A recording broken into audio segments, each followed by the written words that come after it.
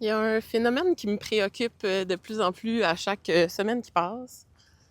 Depuis 3 ans, j'enseigne des cours en médias sociaux, là. Puis à chaque début de session, j'aime ça jaser avec les étudiants, puis jaser de quels followers qui ils suivent, c'est qui les influenceurs qui suivent, c'est quoi les trends.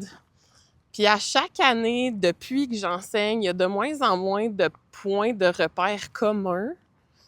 Puis c'est même difficile à expliquer, c'est-à-dire que si il y a 3 ans, on a eu, par exemple, l'espèce de grosse mode de l'Empire romain, des référents comme ça que tout le monde comprenne, c'est en voie d'extinction. Et ça, à mon avis, c'est dû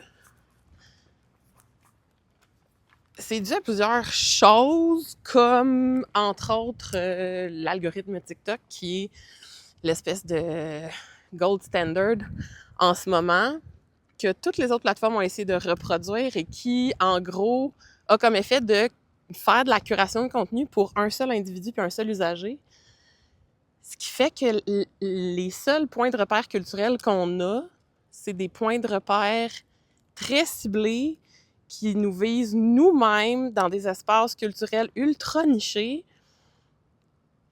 Puis ça fait en sorte que, en fait, nos communautés ou nos sous-communautés ou nos sous-cultures auxquelles on appartient sont de plus en plus segmentées.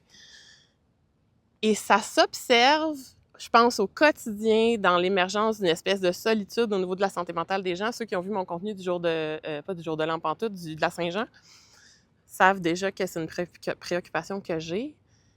Mais ça se voit aussi en ligne dans la mesure où TikTok, c'est une plateforme, par exemple, où les commentaires sont super importants parce que c'est le seul endroit où on va trouver des gens qui connaissent les mêmes référents que nous.